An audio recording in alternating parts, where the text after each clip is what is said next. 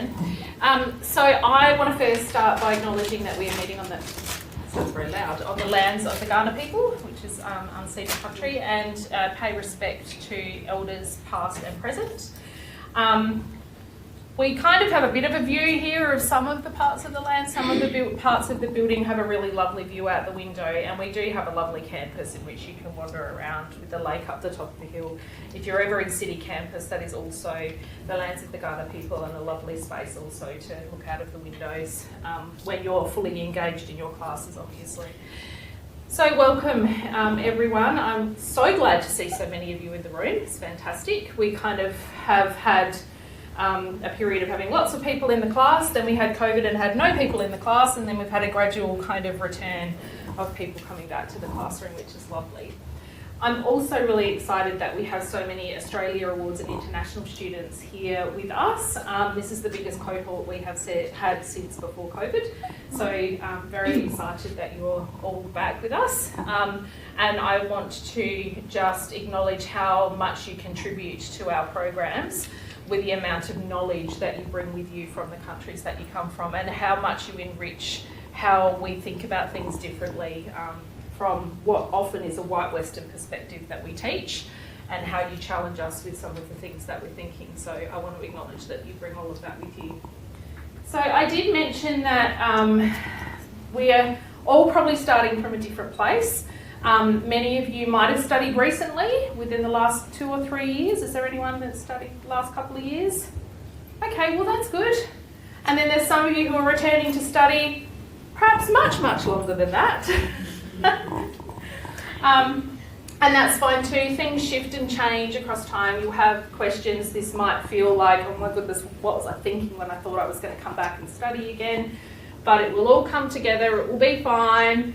There have been many students before you who have completely survived and thrived in this environment, and who have managed to juggle their life outside of university with their life inside of university.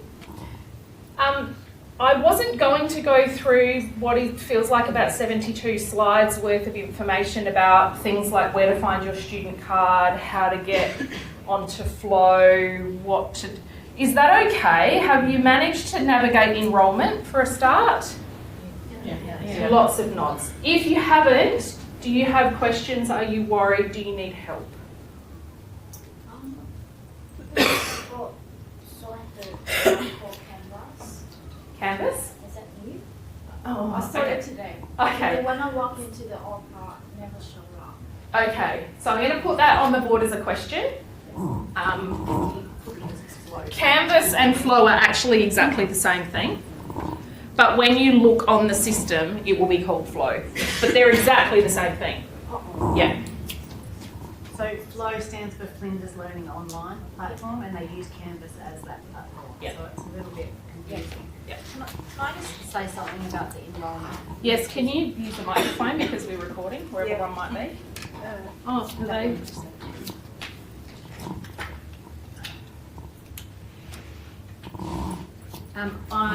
Hello everyone, I'm Alinka, and I am just getting a few emails now from students who are enrolling into their topics but haven't necessarily enrolled into their workshops yet, and there's confusion about how and where they do that, because that doesn't sit within the topic specifically, but it's something that happens through student systems.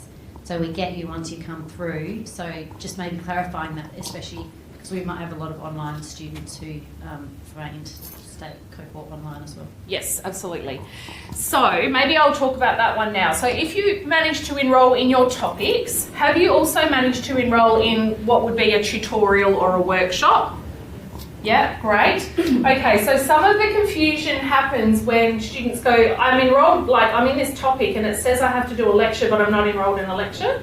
So what that actually means is that all of our lectures, so for the PBS topics, there is a timetabled lecture.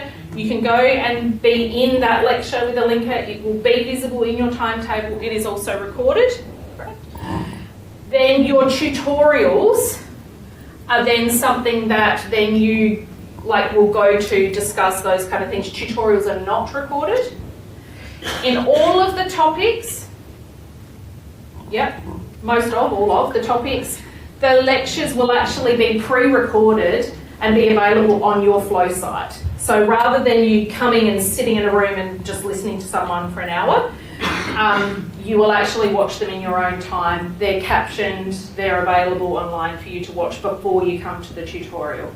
Does that make sense? Yes. Did you want to add anything? Well, the workshops for the PBS topics are also timetabled. So some Yes. people are enrolling into the topic but haven't enrolled into the workshop yet. Okay. So I'm directing them back out to student systems to enrol there. Yep.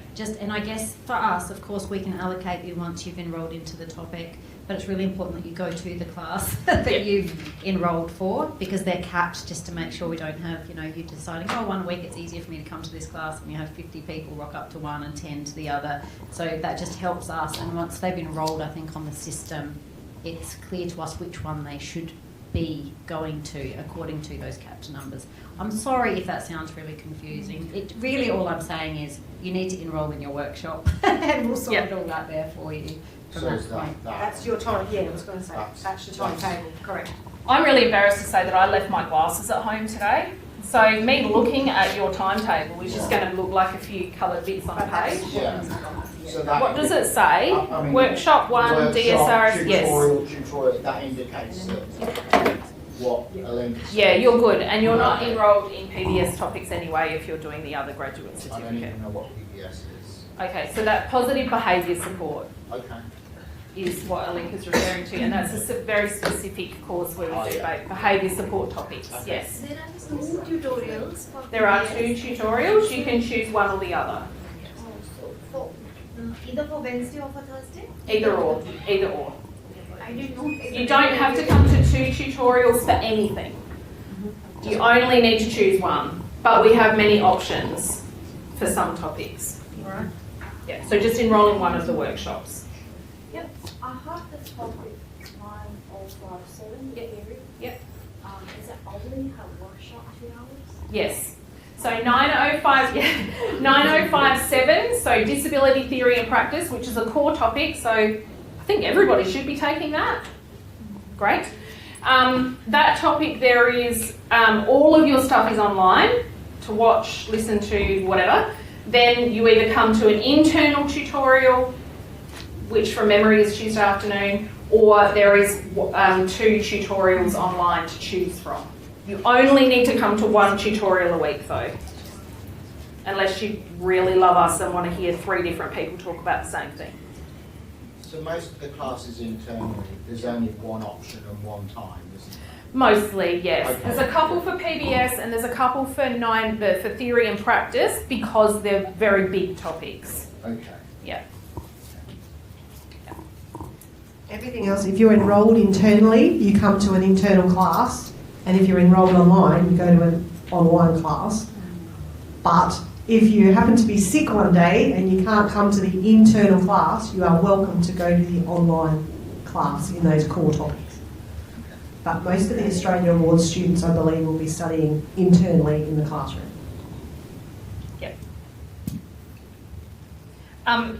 Just on that, the tutorials are actually quite different internally and externally because the majority of international or Australia Award students come to class physically on campus face to face, and then the majority of students that are our domestic Australian students are online all over the country, and so actually the conversations are very different, but it's super interesting as well because we get lots of different perspectives. So, if you are in theory and practice, an online student and you want to come in one day, or you're a in-person student and you want to go online one day, there's different conversations that are interesting to be part of. Okay. Can you also confirm how on Tuesdays there is one online lecture from 11 to 12, right? Yes. And there is another online lecture on the same day from 1 to 2? That's a workshop. That's a workshop. So you'll have your lecture first and then your workshop after that. From 1 to 2. So you'll choose, if you've enrolled in that one, that will be your workshop, yes. And for others, that might be at 5 to 6 p.m. on that same day. But is there anything else also? And then the next 2 days, either of the tutorials, right? Different topic? Different topic? Yeah, different. Okay, yes. 9057. Yeah, then choose one of the tutorials that you want to go to. But the workshop and the online lecture will be on the same day, and both of them are mandatory, right? You know, if I was going to be picky, Jamie, Yeah. the student should also be talking into the microphone. Yes. So- But we only have one. I'm going to recap for you. So the question was, are the workshops and the lectures, online lecture for the previous topic mandatory? Neither of them are. So, but it's really important to note, and I'll go over this in our first lecture next week, is that the lecture is recorded and is available to students, and we do provide content videos. So that's all okay for you to watch in your own time if you want. But the workshops are not recorded. So even though they're not mandatory, the workshop activities actually do contribute to your grade. And those who don't come to the workshops are definitely not, they're not They're getting the same disadvantaged. opportunity Yeah. to learn what they need to be successful in those weekly workshop activities. So we're not going to chase you. They're not mandatory, but at the same time, we very strongly recommend that you make time to attend those to support your success in the topic. Sure. Thank you. I just want to say that none of the tutorials or lectures or anything are compulsory, but you're adult learners, right? You know if you don't do them, you're not going to do well, right? Yeah. Break it down. Just to kind of reiterate, and I Mike. think it's all combined. In Oh, sorry, Cass is doing the roving mic. Let me just explain what the microphone is for. There's two reasons. Yeah. One is if there is anyone in the room who has a hearing impairment, the microphone will connect to the hearing loop so they can use that. The other reason is that we often, like today, for example, are recording this session, and for the voice to be picked up by the recording, we need to use the microphone. Okay, please carry on. Okay, so I think this kind of ties in with all of this, and I'm sure it'll become very, very clear after the first week, but the first week is next week, and Indeed. I've got workshops and tutorials. So have we got things to watch online before the workshops? In every Excellent case? question. Yes, you have. And how do we know about these before next week? I know second week will be in a pattern, but for next week, how do we? Yeah, I'll go through the flow site in a minute, Oh, I okay. think. But what I might do is, did I put that up there? No. Oh, sort of. I'll go through a flow site and show you. Thank you. All right. I'll just introduce myself while I'm here too. Oh, yeah, I'm sorry. Cassandra. I'm one of your lecturers, teaching specialist in Postgraduate, so you'll see me in Leading Through Change first semester if you're internal. I also do the advanced practicum topic this semester as well for anyone you wouldn't have a prac yet because you haven't done your first year, but I'm your topic coordinator for placements too. And in second semester I take inclusion, belonging and participation in the postgrad space. I do other undergrad topics as well. Cool. Thank you, Cassandra. That's actually a really good point because I sort of did this kind of quick rushed sort of hello and who am I when people were coming into the room, but I didn't actually formally then do that when we started. So that's probably a really good reminder, Cassandra. Thank you. And this is what happens when you go rogue and you don't use slides. So my name's Jamie Gardner. Now I'm the course coordinator for all of the postgrad programs. So if you have any questions about enrolment, study plans, I don't know, something happens during the semester and you need to reassess what you're doing and how you're doing it, I'm the person that you can come to talk to about those things.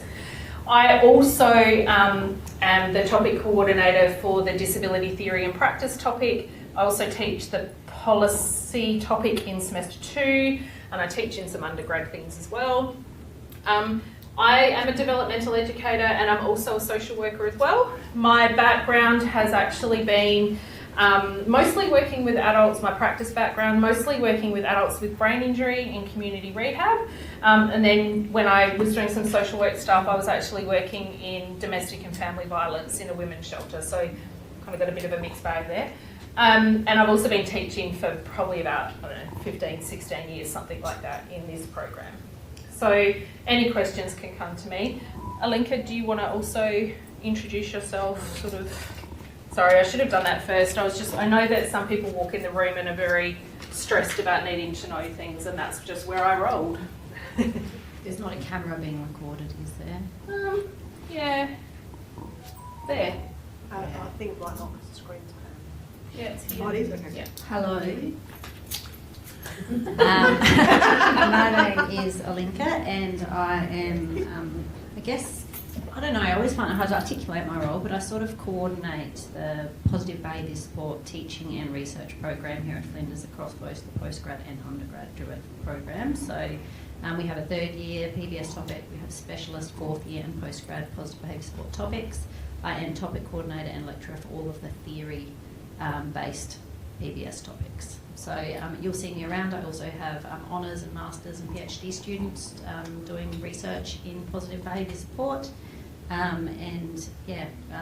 actually more heavy on the research side than the teaching. So I've got a 60% sort of research load in PBS. So anyway, you will see me around, I'm sure, and those of you who take my topics, I'm looking forward to see you all online next week. Thank you. All right, so everybody's enrolled now. We think we know what's going on there. All right, what's the next burning thing that you've need to ask a question about and are worried about or concerned?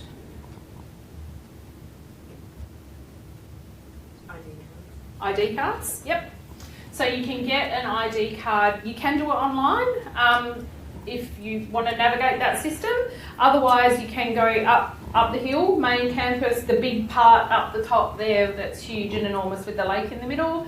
There's in the library area, which is when you kind of, if you're getting off the bus or you're kind of mostly going in the main entrance to the campus, it's the big kind of glass building. If you go in there on level 2, I think, is where Flinders Connect is, and you just kind of walk up to the desk. It's a bit like Centrelink or government service where you take a number and then you can just get your student ID card straight away. Does mine roll on from the foundation? Do I have to- It should. Have you got, looks like that? Mm. Yep. You just got to get the sticker. Updated, yep. You just got to go up to the library and get your sticker. Get the expiry sticker. Yeah. Right, Well done. okay. What does the ID card Do? What does the ID card do for the student? Are you asking, do I really have to go up the hill and get one? Most times online, how do you get out in the process? Yeah.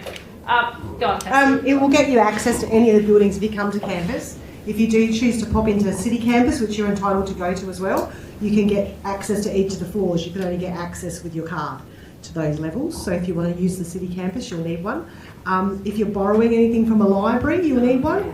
But if you don't, all of your readings will be online through your flow site, so you won't have to do it that way.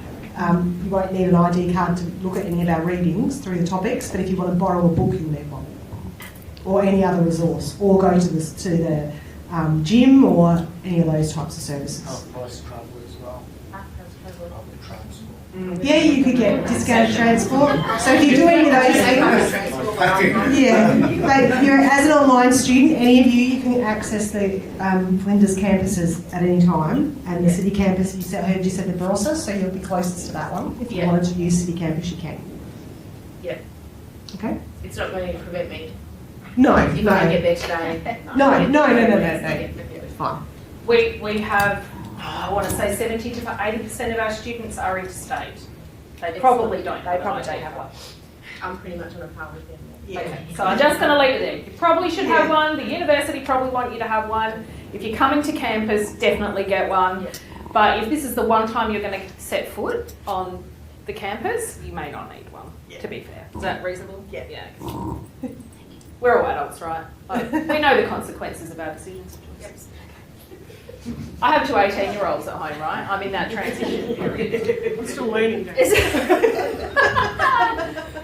Other things? What other things do you? Yes. How many elective subjects How many elective subjects? yeah. Yep. Am I allowed to know? Okay. Are you doing the Master of Disability Practice and Leadership? No developmental educator bit at the back? Okay.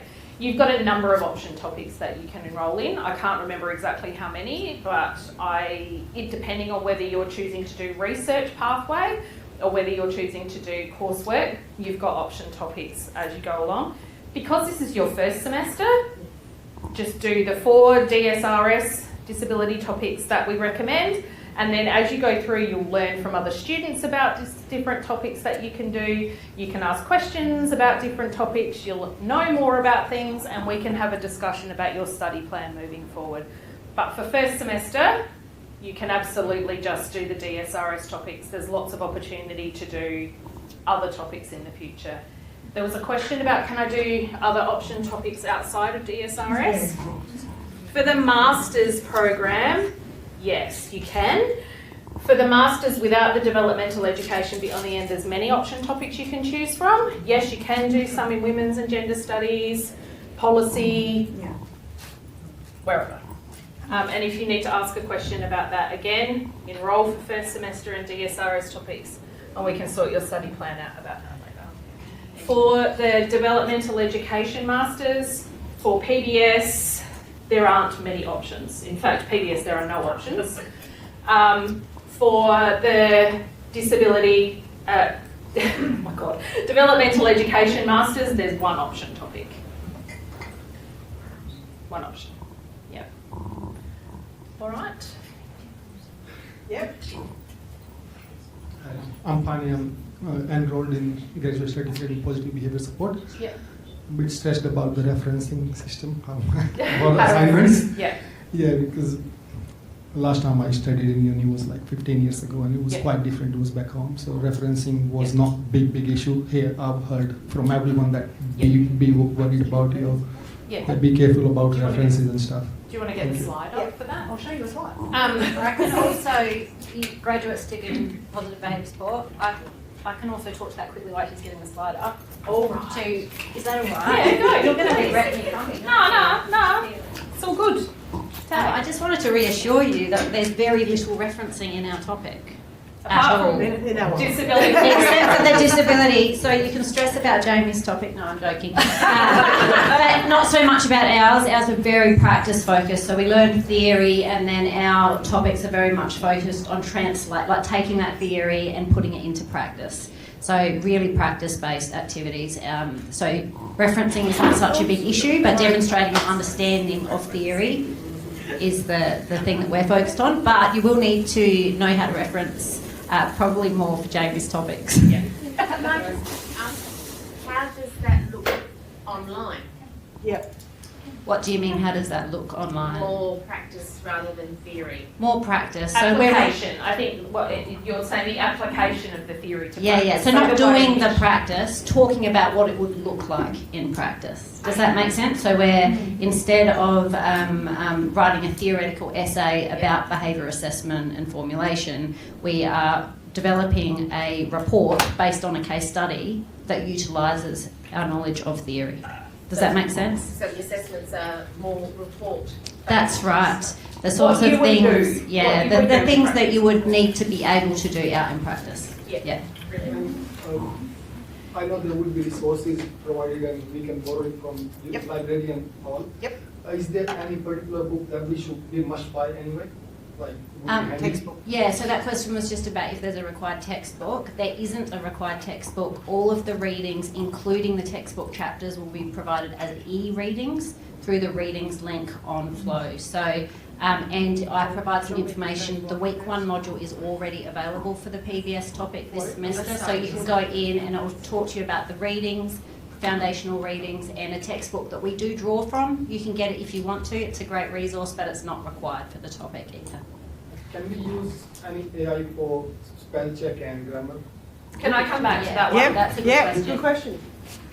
I was just going to show you. You'll get this set of slides when you log on to Flow, which we'll show you soon. Jamie's done a recording of all of this, so you can go back and look at each of these slides. But this one's the Student Learning Support Service. So here on Sturt Campus, there's a library. I can show you afterwards if you're not familiar with the library on level, where are we now? 3. So on level 3, the library is. There's also the main campus, the main campus library, which has This service available Monday to Friday from, I just found out, 11 till 2. Here, this is available on Tuesdays and Thursdays, I think the same time, in the third level of the library. So that's where you'll meet people. There's a big sign up that says Student Learning Support Services, or you can ask at the reception counter. And you can go there and ask about anything to do with referencing. Perhaps you've got some feedback back from your assignment and you're unsure about it. You've already talked to your topic coordinator or your tutor and you've said, I just need a bit more help. Can you help me? They'll help you with that, okay? We use APA referencing for our referencing, that's a referencing system, APA 7th edition. You'll see that also everywhere on the Flinders website. You'll find out about that. Each of your flow topics will direct you to how to do that as well. And there's a link to the Student Learning Support Services on your flow sites as well. So I might show you a flow site. I'm conscious that a Lincoln can't stay for an extended period of time, so perhaps we'll answer the questions about the PBS placement in a sec. Yep. I just wanted to, one more thing I wanted to pick up on that's linking both the things you said, which is about can I use AI, generative AI, or tools like that, and how do I do referencing. So one of the things is that we assess you on learning outcomes, so knowledge, skills, application of knowledge, that kind of thing. We don't assess you on whether you have put a reference in the right place with the full stop in the right spot, right? So if you need to use and want to use an AI tool to generate the reference for you and put it in your reference list, that's fine, because that's not like you knowing a piece of information that's critical to positive behaviour support practice or being a developmental educator, right? So that's fine in that case. I do want to come back to the question that you had about using generative AI, but I'm conscious that that's a lengthy conversation actually. So I know there was This is the link from the slide directly to the Student Learning Support Services. So you'll find all those services on here, study resources, workshops, learning materials, a bit about AI on there, and everything else. So that's your site, which is on every flow site. There's a link to this. Okay? I know that people that are doing the positive behaviour support graduate certificate always have questions about the placement. And I know that there's a number of you in the room that have indicated that you do. For the next 5 minutes, if we kind of take some questions about the PBS placement, and if everybody else just switches off. So if you're not doing the graduate certificate PBS, you can just have one of those mindful moments where you stare out the window and think about something really lovely. If you're doing the graduate certificate positive behaviour support, listen in about your placements. So let me start by saying you don't do placement until semester 2. Does that relieve some anxiety? Yes. Good, great. There are some prerequisites for the placement. They are the disability theory and practice topic and the PBS 1 topic. So you must have completed and passed those 2 topics before you move on to placement. If you are doing the graduate certificate part-time, part-time, meaning 1 semester per topic, you're not getting to placement until next year. Okay, so you can even further calm the farm. If you didn't know that you could do the PBS graduate certificate 1 topic at a time and you're like, yes, I need to do that to create time in my life, that is fine. Okay, now that we've all had a moment to breathe and we know that it's not until next semester, I know your next question is going to be, how do I fit that in with my life? Correct? Yeah. Alinka. I'll add to that before we ask very much questions. Not that I'm wanting to not calm the farm, because the farm should always be calm. There's no reason to get stressed. But even though it is in 2nd semester, we will be giving you information to start planning in week 4 and 5 this semester. Yep. What I mean by that is we're giving you information so you don't need to stress, right? Because if we take things slowly, then think about where we're going to do our placements, get the support we need, engage potential supervisors. The compliance process, yes, it's a little bit annoying and you have to step through a few different things, but we can support you all that in a way that's not stressful if we start a little bit earlier, because we need to have those things done before we start the placement. But just to emphasise again the point that Jamie made, which is that you don't have to do your placement next semester. And actually a lot of our students decide to hold off and do it next year because they really want to get the sort of theory-based topics done and feel prepared and do that next year. And that is totally fine and something that we're very supportive of actually, especially for those of you, which is many of you at Postgraduate, who come in saying, I'm juggling a million things, I've got kids, I've got full-time work, how do I make that all work? Well, we say the worst thing to do really is to enrol in a placement when you don't have the time, because it's not just about your studies, it's about the people that you are supporting as part of your placement as well. So we want to give that a little bit of thought, and we'll encourage and support some thinking and planning around that this semester. We have a whole module on placement preparation that is hidden now because we don't want you to have to think about it now. So put it out, put it down, and then in week 4 we'll open that module, we'll have a session about it, we'll talk about it, and we'll help you with your planning. So don't stress now. Perfect. Can I just add one more thing, which I think is really important when it comes to placement full stop? Look, like I know everyone goes, oh, I just want to finish, I just want to finish, I just want to get this done, I just want to practice in this area.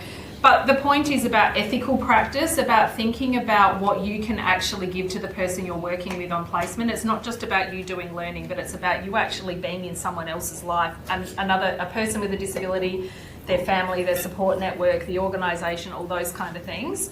And practicing ethically means actually having the time to put towards that and do that. And we would say that with any of the placements you do. We understand you want to get it finished. I've been there. I had to do a 500-hour social work placement while juggling work and study and trying to actually survive and eat and live and put a roof over my head. I get it. It's bloody hard.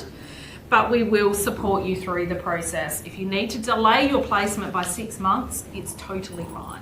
All right? And as Alinka said, a lot of students actually do choose to do that. The placement is offered in both semesters, so we can be flexible with your study plan. How many hours is the placement? 100. The placement, oh well done, you've done your homework.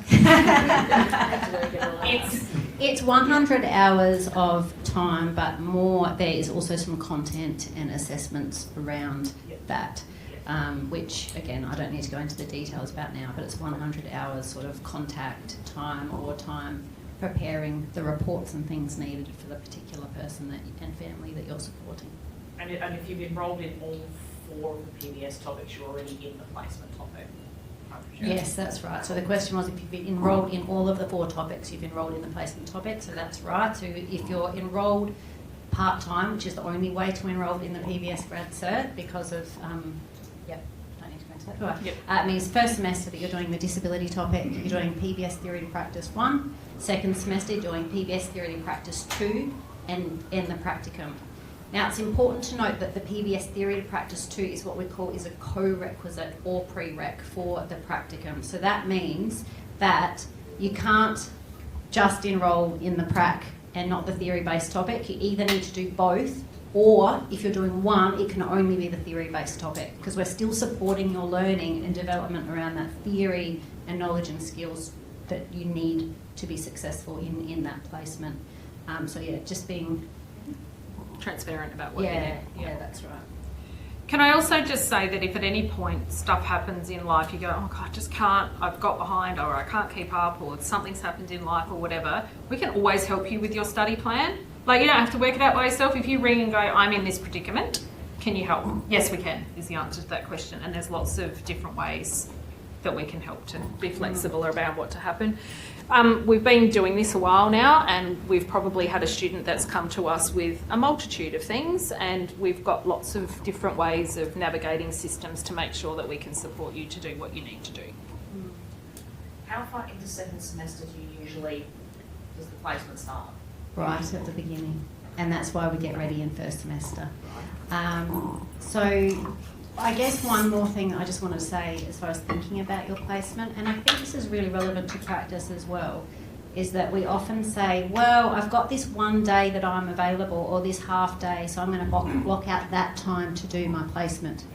But you need to remember that there is, like there is in your role as a behaviour support practitioner, flexibility required. So it's just something to think about with your placement. We know that that can be really difficult to navigate, but to start a placement and engage a family and say, I'm only available between 1 and 3 p.m. on Fridays, isn't a great way to build that initial rapport and the time you're going to need. So just wanted to say, although it can be really helpful to have a block of time, just think a little bit about requiring a little bit of flexibility perhaps in the way that you engage with your hours on your placement.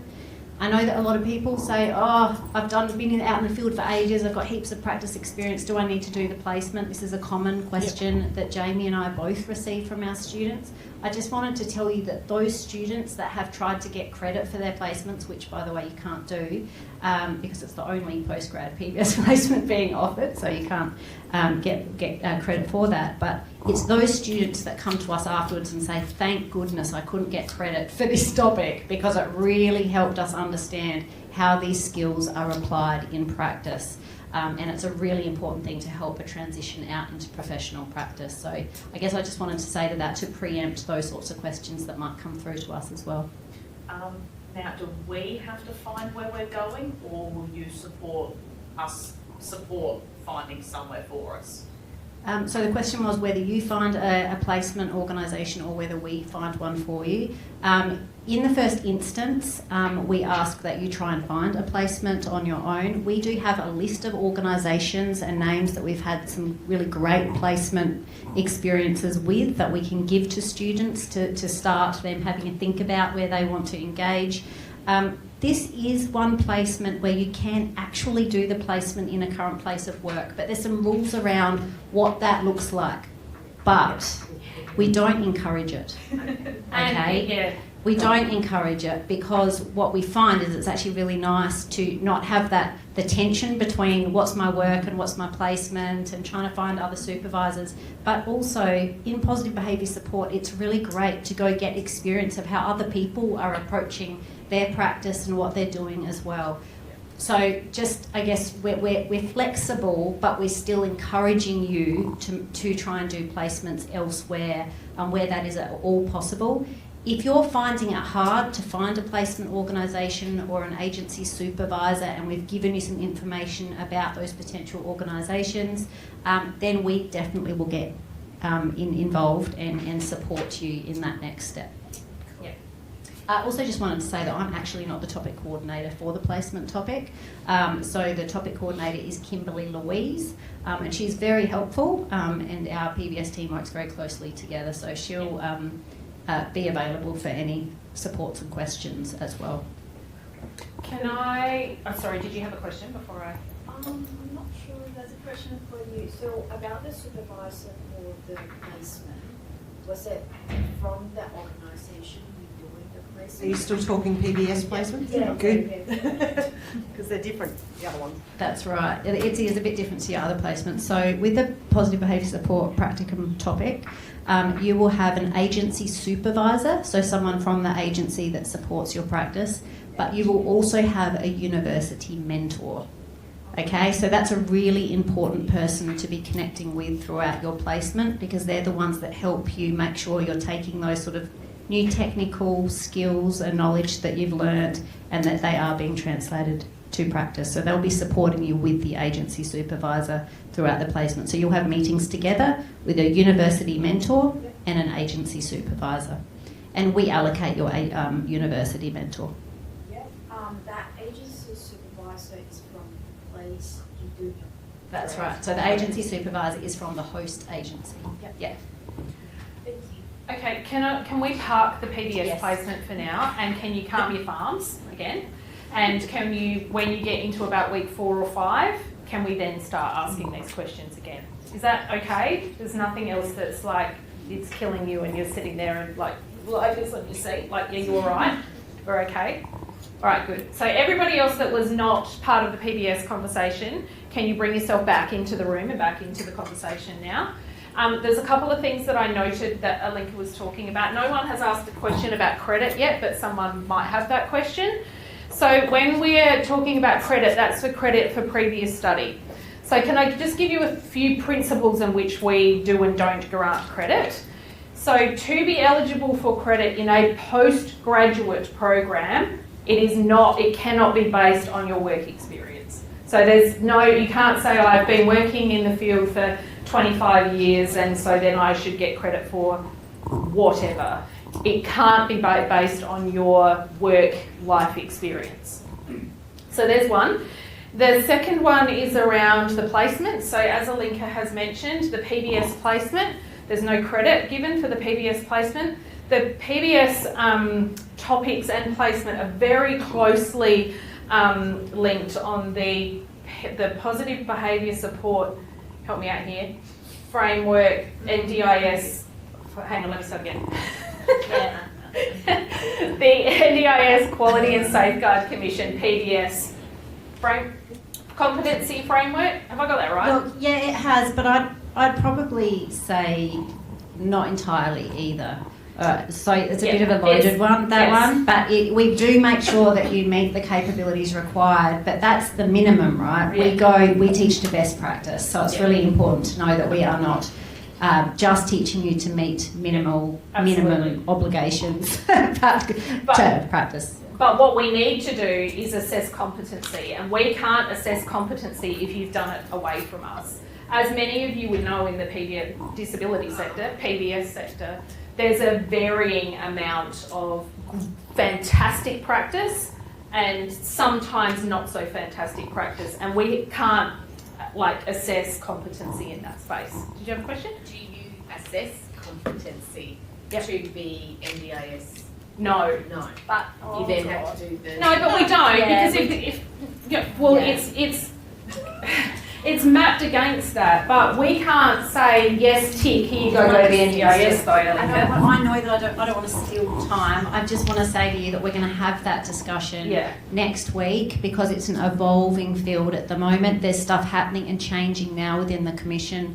Flinders University is actually currently leading a review of the NDIS PBS capability framework in suitability assessment process. So you're in the right place to have some conversations about evolving changes in the sector as they're occurring and how we can best place you to be well positioned to take on roles as a behaviour support practitioner under the NDIS. That's right, but we don't do the assessment for NDIS, if that's what you're asking. Yeah. Okay, so now moving away from PBS for a moment. Now if we talk about the developmental education placement, same applies. You can't get credit for it because you should not be practicing as a developmental educator, doing developmental educator stuff if you are not a registered developmental educator. So therefore, if you are doing the Master of Disability Practice and Leadership Developmental Education, you need to do a placement to demonstrate your competencies as a developmental educator. All right? Because if you're practicing and working as a developmental educator and you claim that you are and you're not registered, that's actually pretty unethical as well as, All right? Does that make sense in terms of why we don't give credit for placement? So sorry, do you want to say something? I was just going to say, so it's called Advanced Practicum. I'm your topic coordinator for that. It's in semester 2. It's a little bit different to what Alinka was talking about with PBS. We provide you with a placement organisation to select from, and we also provide a university supervisor, could be me, could be another staff member, and your agency supervisor as well.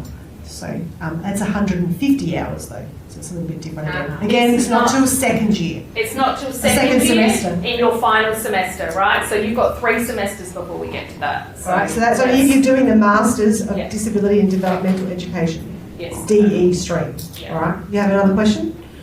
No. No, all good? Yeah. Do you have any placements in disability practice and leadership? There are no compulsory placements in disability practice and leadership, but you can talk to us about how we could incorporate some practice experience or an internship or something like that if you want to, which often international students would like to do.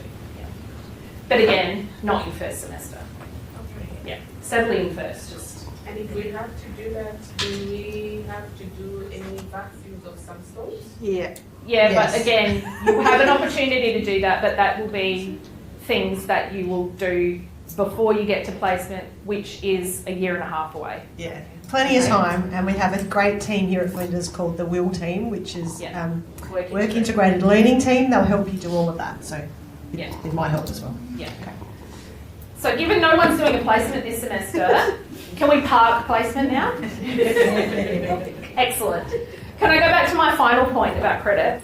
So the way that we can provide credit for a topic or topics in the postgraduate programs, excepting not PBS, is that if you have done previous postgraduate study at a different university, that kind of thing, that relates directly, the learning outcomes are the same as the learning outcomes or very similar to the learning outcomes in our topics, then we can look at credit for the topics that you've already done. All right? If you're unsure about that, feel free to let me know, ask questions, that sort of stuff, or put through a credit request and we can have a look. Okay? All right. How are we going? So your question, do you want me to move that? Can you just put it up?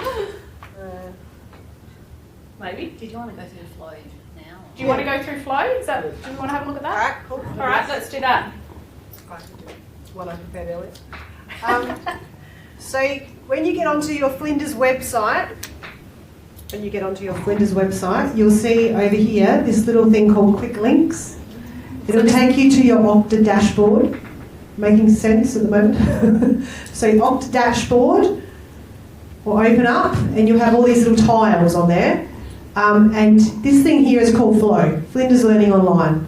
Otherwise known, see in the brackets there it says Canvas. That's just, as Alinka said before, that's the learning platform that we use, but it's Flow, Flinders Learning Online. Now, my view will look like a teacher to start with, but I'll move quickly across to the student view and they'll have a tour again, not now. Oh, did you log in as me? No, this is still you. So over here we have one menu, the main menu, and then you click on a topic. So you're all going to be doing disability theory and practice, as Jamie said. So student view. Not now, it'll start. Okay, so here's disability theory and practice. This is your flow topic site. All of you will have this one because you're all doing this topic. Jamie will have a little video here introducing you to the topic. Down here on the left-hand side are all of your links to everything that you need. Your readings link, for example, will take you straight through to the readings that you have for your topic. So they're library e-learning readings, e-readings, sorry. So as Alinka said before, you don't need a textbook for most of these things. All your readings will be able to be linked through from the library there. Announcements will come out from time to time. This is where we'll post them or you can read them. They'll also go straight to your email. Now, I'm not sure if we covered this yet, but emails will only go to your Flinders University email address. We won't email Gmail or Hotmail or anything else. So please link your existing personal email to your university email. That's the only way you'll receive communication from now on. We won't, if it gets lost, we won't chase you, but that's where you'll find it, okay? So please forward your email to your university email. Assignments are all here. So for example, for Jamie's topic, everything's down here with all the assignments. You click on those, all the information will be there. And then how you submit your assignments, etc. is all that way.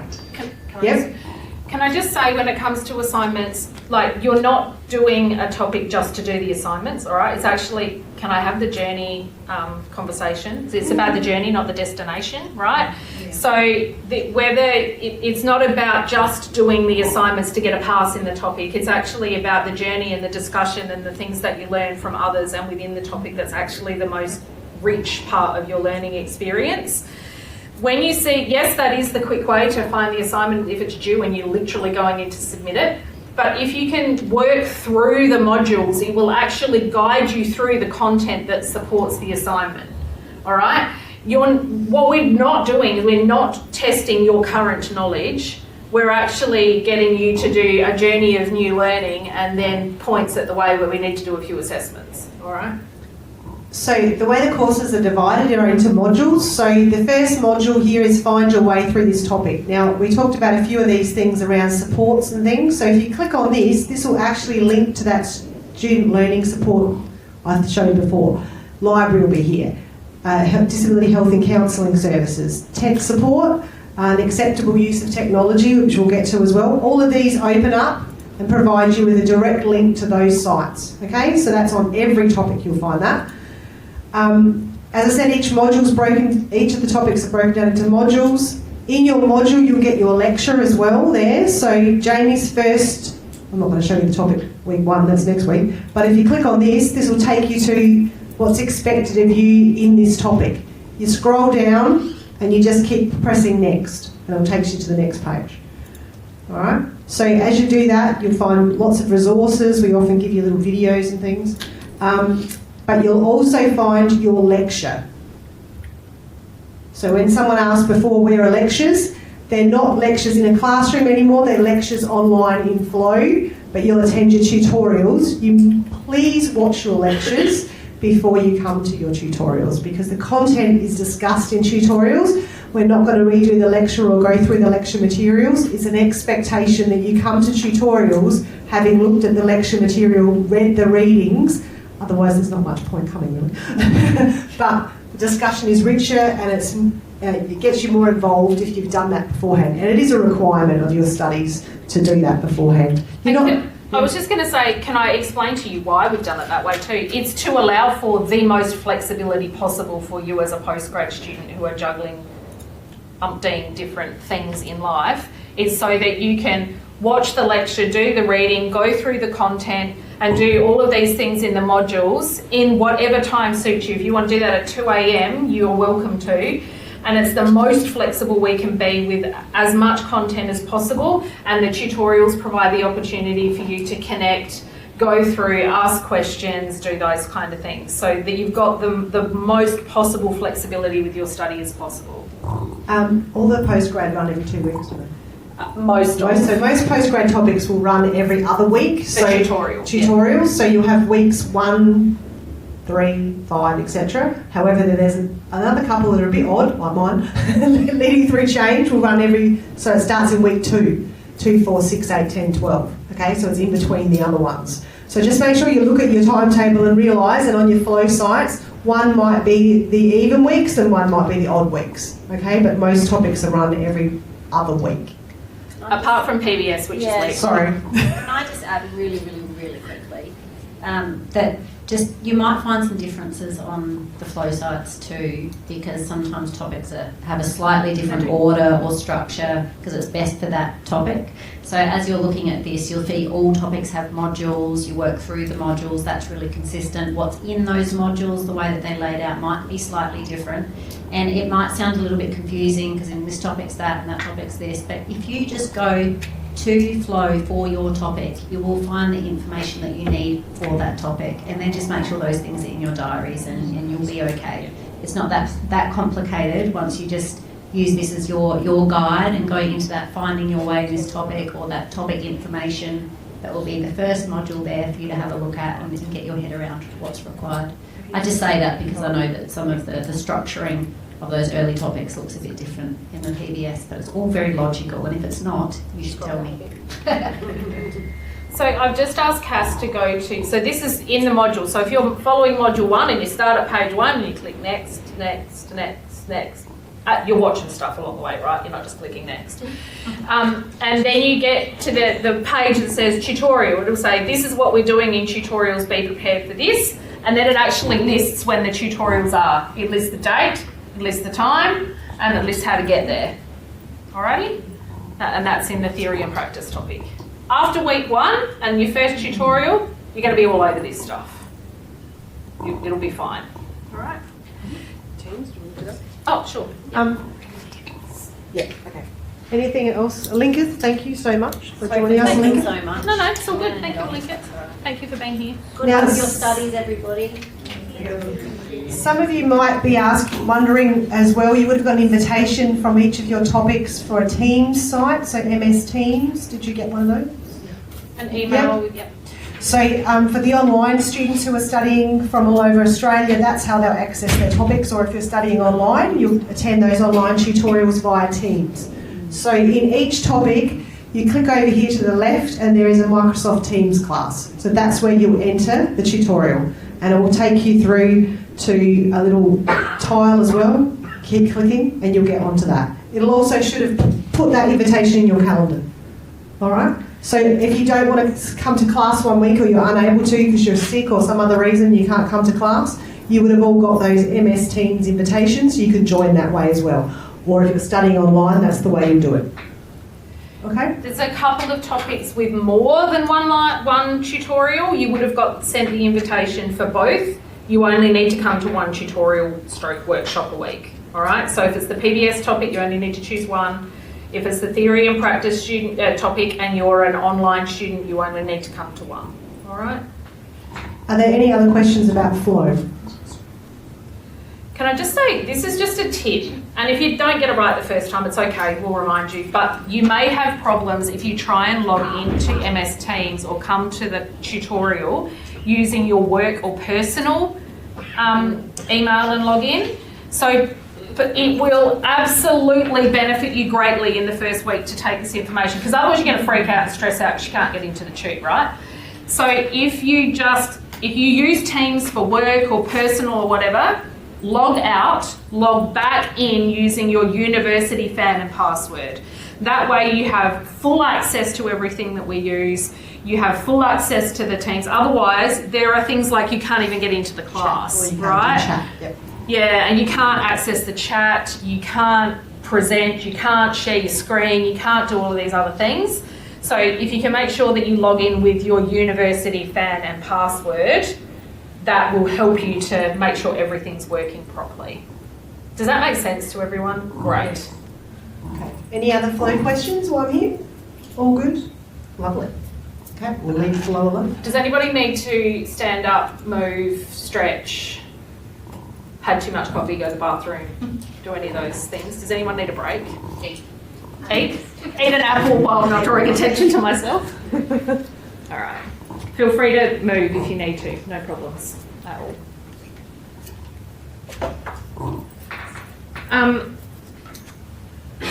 Shall I have a conversation about, you're going to have this conversation in your tutorials probably anyway, but I'm happy to have a conversation about generative AI if you like. All right, everybody take a breath, this is a loaded space. How do we move this forward? I think you have to turn off the... So should I switch up here? Yeah, I think so. So you can see your question? Yeah, I believe so. So, I don't even know, like, the world is your oyster now, really, I suppose. There are so many. There is, what you're going to find in postgraduate study is actually that generative AI is not particularly helpful. Because one of the things about postgraduate study is not just, I'm going to take that piece of information from there and put it there, which is what generative AI does, right? It collects information and puts it together. What you actually need to be demonstrating in postgraduate study is application of knowledge, reflection and reflexive practice, and things that are not going to be able to be done well, or at all actually, by generative AI. So it's not actually going to help you. The other thing is, if you are, I think you need to have a think about the ethical use of AI tools as well. You are working with people, well, you're all going to be working with people at the end of this, right? You actually need to be able to practice in an ethical way where you know the stuff you need to know to practice, right? And so that's another reason why it's not particularly useful. You might use it to perhaps edit your assignment or generate your reference list or I don't know, what else might I use it for? A grammar check. For research. So it indicates papers that might be of relevant, and then I go look for them. Yes. The key point to think about here is ChatGPT and other AI bots actually generate fictitious resources. And then you go through the library. So exactly. So you still have to go through the library. So why not start at the library where you can just put your search in? Right? The other point I'd like to make here is that just think about where the information from the chatbots comes from, and the fact that that is very, it's things on the internet, it's things that have been written, it's that kind of stuff. It often takes the perspective of the dominant culture, right? Which, if we're talking about a white Western perspective, is going to possibly include things that are racist, things that are ableist, things that are sexist, and is going to present them in your papers. Now, one of the things that we teach in this topic is how to think about those things and critically think about what we're doing, reading, all those kind of things, and how dominant culture actually then has a way of doing, and sometimes we need to advocate for different ways of doing. So if you're presenting things and not critically thinking about them and just using AI tools to do that, they can't critically think, right? So there's still a long way to go in terms of those tools. So I don't think they're particularly useful. There are some things you might use them for, like taking notes or checking an assignment for Grammarly or whatever, but not useful. It makes you a bit lazy, doesn't it? I mean, critical thinking is being able to think for yourself and actually do the research yourself, and look at multiple different aspects. That doesn't provide that, and I think, having just been on the foundation course with a few younger people I sat down. that were so addicted to AI that, so I don't know whether this course, but all of our papers in the foundation got put through and turn it in, which then looks at whether you've actually used AI, and a couple of the students got pinged. Because they're just so far down that rabbit hole that even when they write an essay now, because they've done so much stuff on AI, it sounds like an AI person. I'm not kidding. I agree.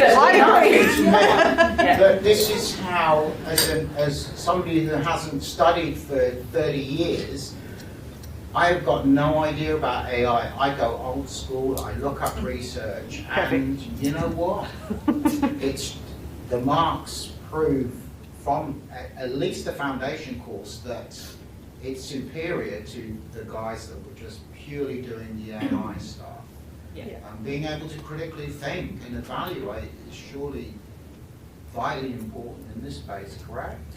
In a postgraduate space, they're the things that you're having to demonstrate. Critical thinking skills, application of knowledge, all of those things that a bot can't do. So, And we can use that Studiosity at the library. Yes. You can use Studiosity in the library. Can I just make a point about that though? What happens with Studiosity in the library? So Studiosity is a tool that the university subscribes to that any students can use. You can put your drafts of assignments and stuff through Studiosity to have them reviewed by someone and give feedback, that kind of stuff.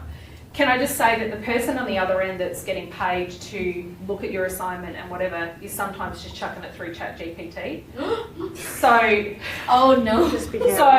Be careful of that, right? Because actually that could be what happens, and then we question what's happening in terms of what's happened with your assignment. This has come up with a flag that it's been generated by AI, and you go, oh my God, I haven't, I've got a draft, here's my draft. And then we realise that it's because you put it through Studiosity and the person at the end of Studiosity chucked it through ChatGPT and it's produced a document that's AI written. Alright, so just be aware of those things. Now I know. Okay? Yeah. We're not here to try and catch you out, right? But understand the nature of what AI generation can do, the flaws that it has, and what you actually want your ethical practice to look like in the end, and how much knowledge you want to take with you, right? Also, just so you all know, when you all do Jamie's first topic, first semester, this is all covered in the first module, so hold your horses a bit. There's a quiz you'll do, all on academic integrity as well, and that needs to be done in your first couple of weeks of the topic as well. So don't stress too much about now, but that is something you'll all be doing to know how you understand artificial intelligence, but academic integrity more importantly. Yep. Okay? So you do that as part of your module. Yep. All right. So I think we've gone through this total timetable question. We've gone through prac. We've gone through option topics. We've had a quick look at Canvas, which you will go through again in your first tutorial, by the way. That's not the only kind of taste you'll get of it, and then you won't get off of it until the end of semester. What was I going to say about that? Your flow topics should be available to you now. They would have been released to you on Monday, so if you've had a chance to have a look, that's great. If you haven't, don't freak out, but you can now, if you haven't had a look at them already, go and have a look. Can I just say one thing about mine, because you're all doing Leading Through Change, so if you're in the classroom, the first session is a public holiday, so apologies for that, but there will be an online tutorial you go to instead with Matt, who's our online tutor. Okay, so unfortunately you'll have to wait to see me till week 4 for that topic because of the public holiday. All right, leading through change. It's on a public holiday. And none of the tutorials or anything are compulsory, but know that they are extremely helpful. Right. Yeah.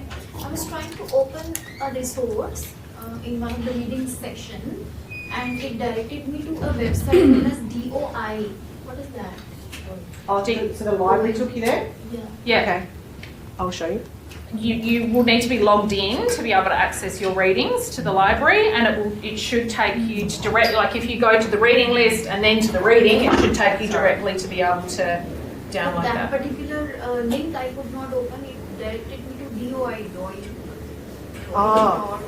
Just if those kind of things happen, flick us an email and let us know that there's but don't just go, there's a link broken. Like, tell us exactly Maybe a where. screenshot of that particular link and that page where I was getting stuck. Yeah. So when I said to you before, you go to your readings list over here. This will take you directly to your readings page, and all your readings should be there. But yeah, please let us know if a link doesn't work. And importantly, just when Jamie mentioned then about an email. Oh yeah.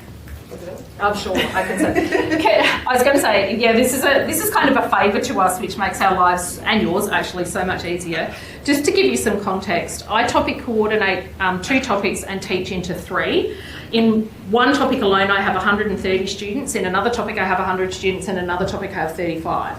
So if you email us, can you please say, I have a question about what, and then actually name the topic that you're talking about. Because if you just go, I'm in your topic, I'm like, okay, which one? And then I have to email you back and go, which one?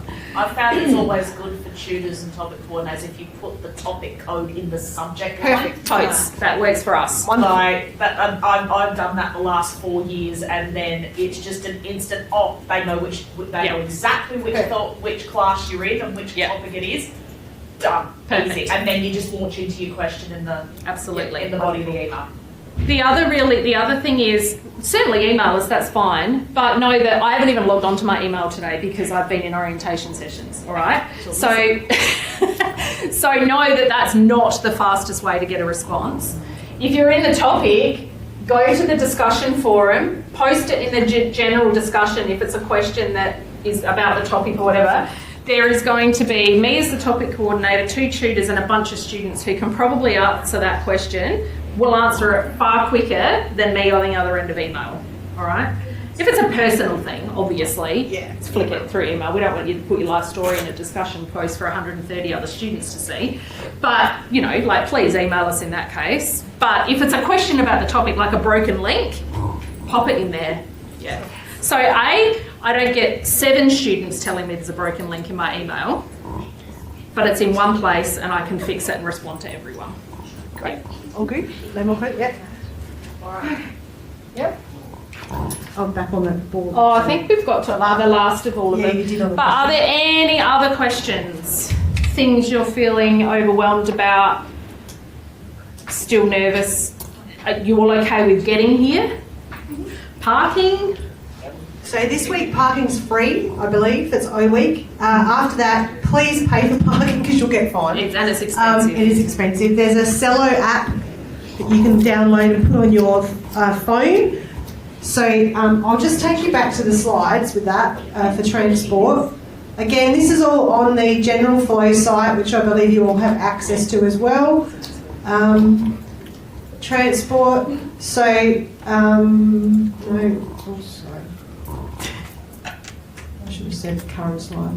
So, sorry, Jamie, go on. That's all right. I was going to say all of these slides are already on Flow for you, and they would have been linked in the email that I sent you as well with a welcome to the course thing. So there's a loop bus that takes you across the entire campus. You can pick you up here in car park 13, take you up to the main campus, can take you to the train, take you to Tonsley as well, the other campus here off South Road. So you can use the Flinders loop bus, that is free. Otherwise, if it's a public transport bus, you have to pay. Just one point about the loop bus. In the first few weeks of semester, they use a larger bus than normal because of the number of students using it, and it is not accessible which is a complete pain. That is apparently supposed to change after the first few weeks. If you do need accessible transport around campus, you can call security and they have a car, I'll pop that up there now. my experience is that it's not particularly reliable and doesn't get, is that fair to say? Where does that go from? Just The loop Car pass. park 13. car park 13. And does it take you up to the other car Yes. parks? or Yes. just- Yep. Yes, Oh, really? it does. Every- It does. Oh, wow. Does Registry, it do 3? registry, Yep. social Yeah. sciences, Okay. and then but the one up from there. It does 3 up that ridge and then it goes around. Oh, cool. Yeah. Yeah. There's an app for that as well. Yes. It's the Wollonga Charter. That's the company that they use. That's the And company you they can use. see wherever it is at its particular moment in time, so you know where it is. But it's generally 12 to 15 minutes. This number, please put this number in your phone, so 82012880, security. If you're here on campus late at night, or you can't get to the public transport, you have a flat tyre, as Jamie mentioned in our undergraduate session, you see a koala, it freaks you out, or a snake or something, please call security. Yeah, question? I wanted to find out, so after this, will the loop bus be able to pick us when it's no longer a bigger bus? Yes. That is what they're telling me. Yes. Okay. Yeah. But please, like, keep in contact with us. Like, if you, if someone catches a loop bus and it's finally accessible, like, please let us know so we can get the word out there. Or if it is still not accessible, please let us know so we can advocate for something to happen. Okay, thank you. Yeah. I do, thank you. I do know last year, the same thing occurred. They came in about week 3 with all the other buses. Also, you can call security and they will help you navigate the campus during that time. Here's a use for your student card. Yeah. The security number is on the back of your student card. So security are wonderful. So if you're here after hours in the dark and something and you're a bit worried, please contact them. They will find you and help you as well. Yeah. Any other questions that just general orientation to the campus as well, or to your degrees that you're doing? There's also an app called Lost on Campus that you can use to find your way around, particularly if you have to go any classes uphill. That's awesome. It's not an awesome app, Right. but it's much better than not having one. Yeah. It's not always the most fantastic. So I don't have to carry the paper. Well, it's better than that. Yeah. Can I tell you a couple of good things as well, just so you know? Today, obviously, there's some fantastic services downstairs. We can take you down there and have a look in the Sturt cafeteria and quadrangle area. But Oasis, for any of the international students, I know that if you're studying here on campus, you're away from home, you want a friendly face to connect with, or any of the other students here, it's like a community centre on campus. It again is up the hill on the main campus, but you'll be able to drop in there at any time. You'll be able to get free food on Thursdays. There's a market on Thursday mornings or around lunchtime. There's also other things up there like winter warmers. They have soups, conversation groups. We have a forest between this campus and the main campus. They have forest walks, conversational classes, chaplaincy services, spiritual services. You know, there's so many different things. It's all free. It's all for you to have an opportunity to balance between study and your own, personal lives. Sometimes things get on top of us when we study. This is a great place to go and get help and support with, or just to relax. Meditation classes, yoga, heaps of things. This is up at the main campus? Yeah. There's a drop-in space though today, downstairs in the Sturt cafeteria. The staff are there, they've got giveaways, they'll have a chat to you so you learn more about Oasis as well today, here on this campus. Can you put the support slide up Yep. as well? Just while Cass is getting the support slide up, I just want to also mention a couple of other things. So I mentioned the Lost on Campus app, which you can put on your phone to find your way around. If any of you do use Facebook, there is a group called Overheard at Flinders University where it's a bit of a gossip page, but also there is some hot tips from students. You can ask questions and stuff on there as well. However, can I just say that if you've got a question about the course or you've got a question about your topic, just go straight to the source. Like, go to the topic coordinator. Like, don't bother posting a question about the course on Overheard at Flinders that a student from 4 years ago might respond to, and the information is actually out of date. So just be mindful of that. But it is a good source of what's going on around the campus and that kind of thing as well. So we've got a few slides on support, but this is your student learning support service. Wonderful. It's through each flow site is a link as well. So if you need to have academic services support with your writing, you get an assignment back, you're a bit confused about what the tutor's provided feedback with, go to the tutor first, ask them, but then if it says something like, we really think you need some more support with your referencing, or we think you need some more support in structuring your paper, these students are wonderful. They'll help you, the staff and students, are usually PhD students or students who've not long been in your position as well. So have a drop into those. Central Library Level 2, Level 3 here at Sturt, and you can drop in on Tuesday and Thursday. The next one's, again, the library. So each campus, this one, main campus is the biggest one. City campus has a library as well. You can go there and request books. So if you do want to get a textbook or get a reading that's not perhaps available online, they'll do a document delivery service, but just about everything these days is online, so you'll be able to access those through the library. This year, Flinders has launched Wellbeing Support Better You. Again, today there's information about that down here on the Sturt campus, but it's a gateway to connecting you with lots of different resources.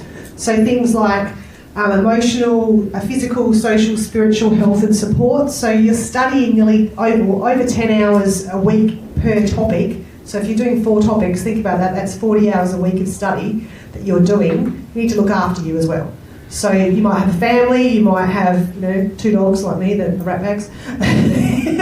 You have other things in your life. You might have health issues, lots of different things going on for you. Think about how you look after yourself. You need to be able to get through the course, get through that and have a good life as well. So this is there for you to think about to thrive academically and personally. Check that out, the QR code, or speak to the staff downstairs today. Also, health counselling and disability services. If any of you need an access plan, this is where you'll speak to somebody through disability support, a disability advisor. You then provide that access plan to your topic coordinator or your tutor as well, and that gives us more of an understanding about what supports you might need while you're studying. Okay, it gives you extra time in some of the quizzes, or if you're doing assignments and things like that, extra days, any other accommodations that you need through your access plan as well.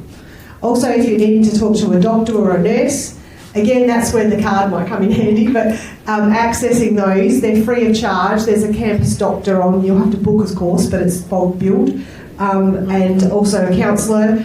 If you need to have a vaccination for something or any services like that you need, though they're free on site while you're studying. And counsellors are available as well, so if you're feeling like you need to have a chat to somebody about your personal lives, then please use those counselling services as well. Also, after hours is the counselling connects to crisis support line as well. And they're fantastic. The counselling service doesn't have to be something that's related to university. Like if you've got stuff going on in your life outside of university that you need support and counselling with, you can access that service regardless. Yeah, because as we know, all those things can have an impact on the study time too. Yep. Also, if you feel that you need to reduce your time or your load, your academic timetable's too busy, then please speak to Jamie as your course coordinator, because there's no problem in withdrawing from a topic as well. There are some kind of critical dates and stuff to remember about in terms of when you withdraw from topics, that kind of stuff. The main one to think about, which is census date, which is the 4th of April. Yeah. So if you are getting, like if you're behind, and because that's week 5 of a 12-week semester, right? So think about that it's more than a third of your way through the topic. If you feel like you're overwhelmed, getting behind, something's happened, whatever, like seriously, please be realistic about if you've got behind already, how likely is it that you're going to catch up on 1/3, like 5 weeks of study in a week or so to be on top of everything? Like it's pretty unlikely, right? So if you need to withdraw, it's totally fine. We can redo your study plan, we can rejig how things are working, we can absolutely come up with a plan for you to stay connected, to do one topic at a time, to whatever. We've got lots of tricks up our sleeve that we can navigate a way through for you if you need to do that, all right? But keep in mind that census date, if you withdraw from a topic before then, you won't be charged for the topic. It's the 4th of April. Okay? So We'll remind you about Yeah, that. and there's also some great giveaways again downstairs, a planner, study planner, all those dates are on there, so we'll get you one of those if you want one as well. Okay, so that's in your pack too. Just want to go back a slide. For those international students who don't know, but Friday there is a big welcome event up on the main campus for all of you. If you would like to go, completely free of charge as well, 11:30 till 2:30, but you do have to register. So please book in if you haven't already. They require you to book because there's catering. So if you could do that, that's for international students. And I think they're the main ones, Jamie. I think we've covered all the slides in a roundabout sort of fashion. Yeah. If you want to have a look at the slides, there's also a video recording. Can you just put flow back up? And just to the tiles where it shows our main disability community inclusion page. Yep. So you've all got access to this. So you've also got access to flow. If you're a student in any of our DSRS topics, you'll also have access to this flow site, which has got a logo on it that says information, and it's the Disability Community Inclusion Courses information page. So on there, in the modules, there is a link to all of the orientation information. I did a pre-recording because there's students that couldn't make it today. So it's transcribed. That's in here. Is that right? There? Yeah. It's got captions. It's transcribed. Like there's all kinds of other bits on there as well. The slides are in there as well, and any other things that you need about placement, applying credit, student reps, all that sort of stuff is in there. Oh, I need to plug that. Do you want to talk about student reps? Go for it. So there we go. Look at that. As a student representative, so you've got an opportunity to be a student rep in any of your courses that you're doing. Student representatives are the voice for your fellow students as well. So you are sort of a go-between between the staff and other students. So if you'd like to become a student rep, please let me know. You can email me or you can email Jamie as the course coordinator. You're provided with training from FUSA, Flinders University Students Association, and you're meeting with us only about 4 times a year, but it gives us insight into what your fellow students are thinking, what they think about the course, what doesn't work for them. Perhaps they're not able to speak to a topic coordinator, course coordinator or tutor. They're a bit worried about doing that. I don't know why, because we're all very nice. But if you do feel that you want to just voice an opinion about something, maybe the topic doesn't work for you and you want the course coordinator to know about it, speak to a student rep, or better yet, become a student rep. So if you'd like to do that, please let us know. We meet, as I said, about 4 times a year, twice a semester, with the other undergraduate student reps as well, and it's just a voice for us to know what you're thinking as students, how we can better the course, what works well, what doesn't work so well, and further information so when the degree continues through its iterations, we can change it and adapt it to best meet the needs of you as students. So student reps, please let us know if you'd like to be one. Anything else? I think I've covered most things. Yeah. So, any other questions that you had? Are you feeling better now than when you walked in the room? Or overwhelmed? Because I hope you're not feeling worse. Too much information. All right. Everybody's feeling okay. So if you want to join me, I can take you on a tour and then take you back downstairs, or just show you where things are. Do you want to do a tour? Does anyone want to have a bit of a look around? Everyone's the happy. library? Quite welcome to go otherwise. You're all good? Okay, hop downstairs and have a look at all the giveaways. Get a freebie. All right, Lovely to meet you all. We look forward to seeing you in class next week. You know classes start next week, right? That's the week. Yep. Perfect. Can you turn the recording up? Thanks, everyone.